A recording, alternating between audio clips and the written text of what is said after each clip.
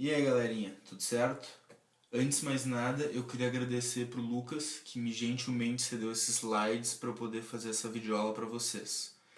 Então vamos lá embarcar nessa maravilhosa aventura que é aprender sobre delineamentos e medidas de associação.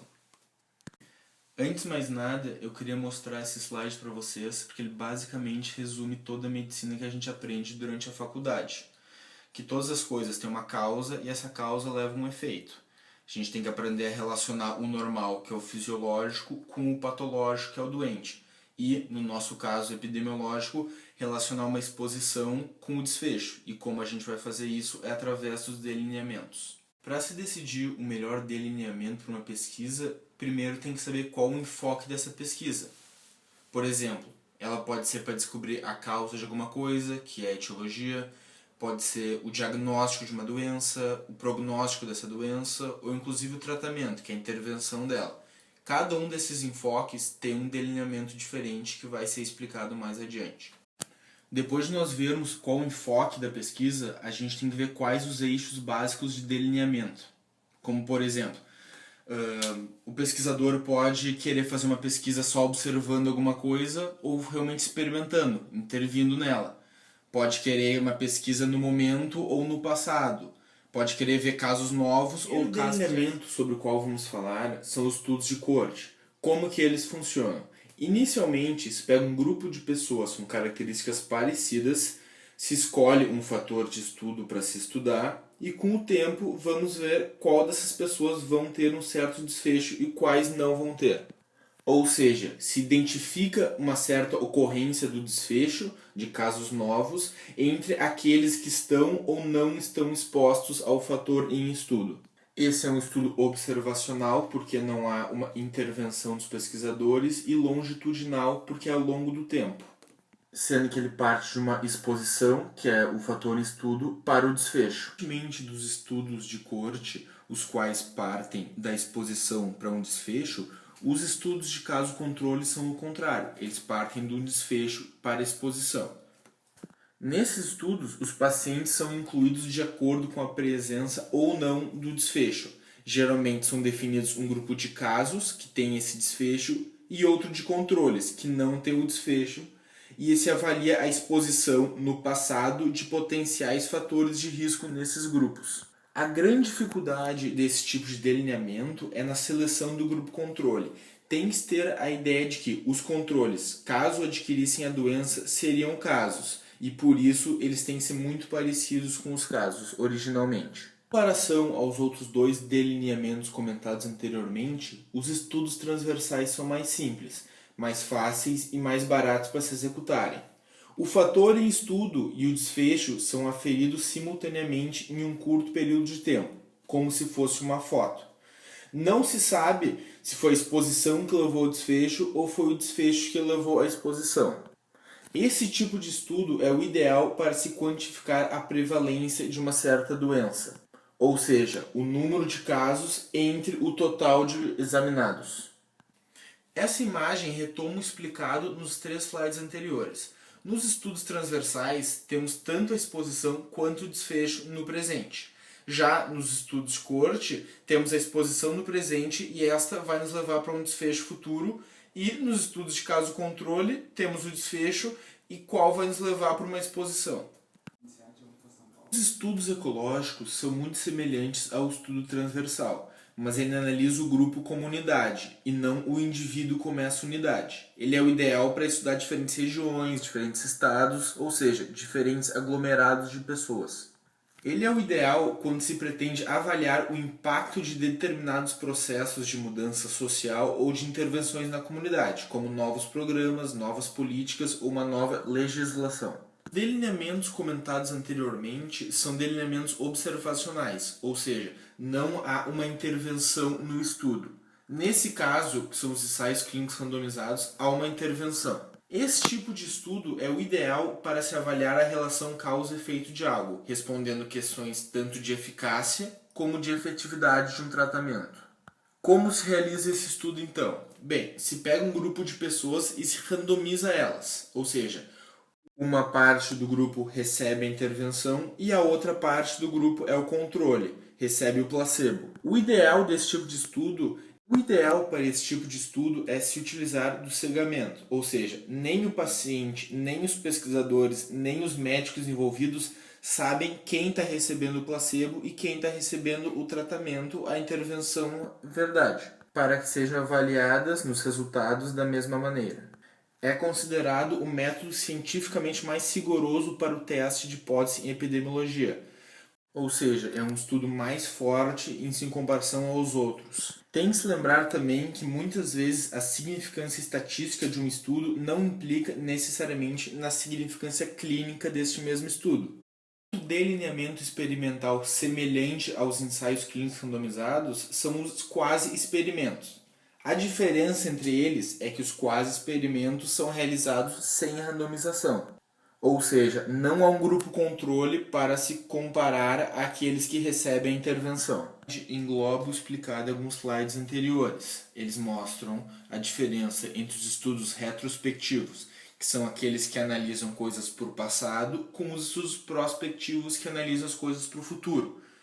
Para o passado temos o maior exemplo o estudo de caso controle e para o futuro temos o maior exemplo os ensaios clínicos randomizados. O fluxograma mostra bem a maneira que nós utilizamos para identificar qual o delineamento de um estudo, através de perguntas como qual a ideia do investigador, se é experimental ou observacional, se existe um grupo controle ou não. Daí você vai seguindo a tabela até encontrar o delineamento utilizado.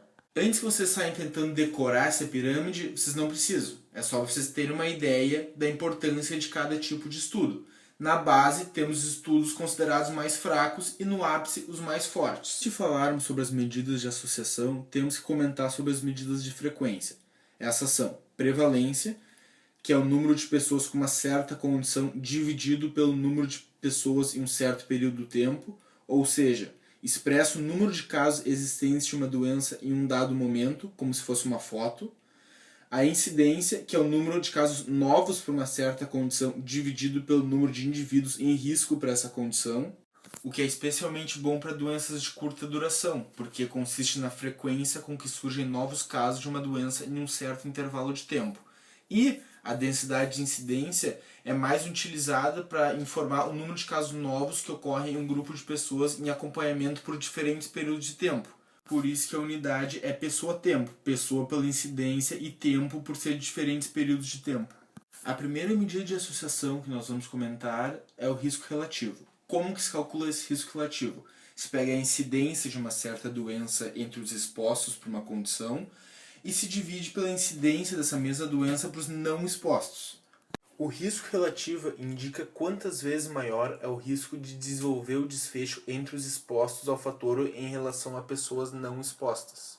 Se, por exemplo, o risco relativo de algo for 0,25, a razão de risco relativo, que é a fração de casos evitados pela presença desse fator, dessa exposição, é 1 menos esse risco relativo. Ou seja, no caso do risco relativo ser 0,25, a razão do risco relativo é 75%.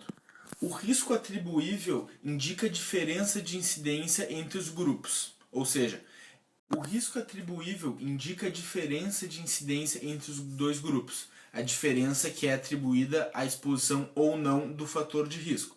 Se subtrai da incidência entre os expostos a incidência entre os não expostos. O nome atribuível expressa a ideia de que, se a exposição fosse eliminada, o risco observado nessa população seria aquela que a gente observa nos não expostos. A razão de risco atribuível se faz com a incidência dos não expostos menos a incidência dos expostos, se obtendo a fração de casos evitados pela presença dessa exposição. Uma das medidas mais frequentemente utilizadas para expressar o benefício ou o dano de uma certa intervenção é o número necessário para tratar, NNT, ou o número necessário para causar dano, HORM, NNH. O NNT, como o próprio nome já diz, é o número de pessoas necessárias para tratar para se evitar um desfecho. Ou seja, como por exemplo, se a gente dá um medicamento para 20 pessoas e o NNT for 20, somente uma dessas terão o desfecho evitado. O NNH, por outro lado, é o número de pessoas necessárias para ter um dano. Caso a gente dê 100 medicamentos para certas pessoas, uma dessas terá o dano se o NNH for de 100. Como estudos como os estudos transversais não permitem diretamente a avaliação do risco, se utiliza a razão de prevalência, já que essa mede a associação entre duas variáveis. Como se calcula essa razão de prevalência? Se pega a prevalência entre os expostos a um fator e divide ela pela prevalência entre os não expostos a esse mesmo fator. Caso esse resultado seja maior do que 1, os expostos têm um risco maior de desenvolver o desfecho do que os não expostos. E se for menor do que 1, os expostos têm uma proteção a esse mesmo desfecho. Uma das medidas de associação mais difíceis de se entender é a razão de chance, também conhecida como odds ratio, então vou tentar simplificar ela o máximo possível. Em estudos de caso controle, não tem sentido usar uma medida de efeito que tivesse como base o cálculo da incidência, como é o caso do risco relativo, já que os pesquisadores que determinam a quantidade de casos e quantos não casos, que são os controles, são arrolados. O odds ratio é uma estimativa do risco relativo. Para se calcular o odds ratio, tem que ver a chance dos casos de serem expostos dividido pela chance dos controles de serem expostos.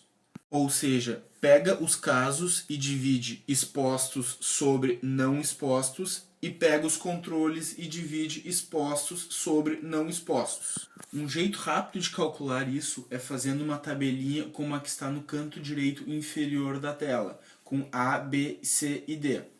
Para calcular mais rapidamente ainda, se multiplica A por D e divide B por C, apenas simplificando a equação exposta no slide. Falando agora o risco atribuível, temos o risco atribuível na população e a fração atribuível na população. O que é o risco atribuível na população? É o risco de uma pessoa de adoecer que é atribuível à exposição, ou seja, é a incidência de casos na população que se relacionam ao fator em estudo e não a outros fatores. O jeito de se calcular isso é pegando o risco atribuível e se multiplicando pela população. Já a fração atribuível na população é o risco atribuível na população, mas em forma de fração, ou seja, é a proporção de casos na população relacionada ao fator em estudo. E se calcula isso pegando o risco atribuível na população e dividindo pela incidência total. A última medida de associação sobre a qual vamos comentar nesse vídeo é o hazard. O que é o hazard? É o número de eventos de alguma coisa, a incidência, dividido pelo número de unidades de tempo de acompanhamento. Ou seja, não é só o número de pessoas nem um certo tempo. A medida certa, nesse caso, é de pessoas-tempo. A vantagem dessa metodologia é que leva em conta não só o número de pessoas, mas também o tempo que cada um foi acompanhada, sendo mais útil quando não há uniformidade de tempo de acompanhamento entre os pacientes. Caso não tenha entendido muito bem o que é esse unidade de tempo de acompanhamento, vou explicar assim. Como por exemplo, se um estudo tem 5 pessoas e cada pessoa foi acompanhada por 10 anos, o denominador, no caso, seria 50 pessoas ano, e não 5 pessoas, já que é uma unidade de pessoa versus tempo. Bem, pessoal, eu acho que por hoje é só. Espero que vocês tenham aprendido o tanto quanto eu aprendi fazendo essa videoaula.